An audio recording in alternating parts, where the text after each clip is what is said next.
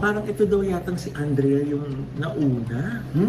Oo. Paano? Hindi, may nag-info lang sa akin na, pero hindi naman to confirm.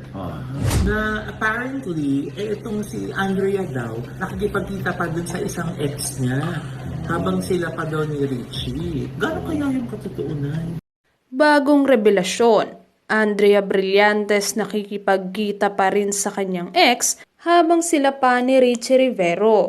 Binanggit ni Mama Loy sa pinakabagong OG Diaz Showbiz Update ang impormasyong natanggap niya mula sa kanyang source. Sinabi ng co-host ni OG Diaz na nakatanggap siya ng impormasyon mula sa isang source tungkol kay Andrea Brillantes.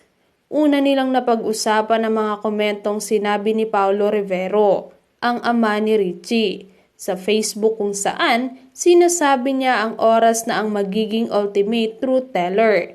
Nagkwento tuloy si Mama Loy tungkol sa sinabi umano sa kanya ng source niya. May nag-info lang sa akin ay, pero di ito confirmed, na apparently itong si Andrea daw nakikipagkita pa doon sa isang ex niya habang sila pa daw ni Richie. Anya ni Mama Loy. Gaano kaya yan katotoo, Nay? Pagkatapos bumaling siya kay OG Diaz. Samantala kamakailan lang ay nauna nang nagpasabog si Richie Rivero ng isang revelasyon patungkol sa relasyon nila ni Leren May Bautista at ng kanyang ex na si Andrea Brillantes. Ayon kay Richie, hindi totoong third party ang kasalukuyan niyang girlfriend na si Leren May Bautista dahil nagkakilala raw sila bandang Mayo 26 ngayong taon.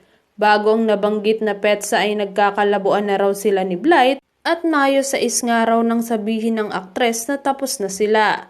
Naikwento pa ni Richie na may pagkakataong nagsadya pa raw si Andrea ng madaling araw sa kanyang condo unit para makipagbalikan. Nakiusap daw si Andrea na huwag munang sasabihin sa publiko na wala na sila dahil baka masira daw ang image nito. Subalit nang hindi raw pumayag sa pakikipagbalikan, bakit daw siya na ang tila bad person at nasiraan siya sa mata ng publiko.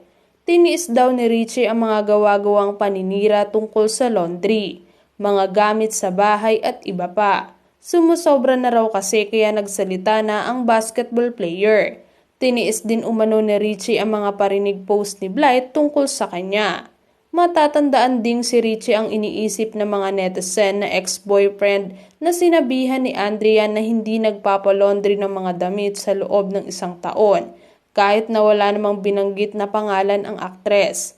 Samantala wala pang tugon, reaksyon o pahayag ang kampo ni Andrea tungkol dito. Nakikipagkita. Alam mo masama makipagkita sa ex? Big deal ba yun?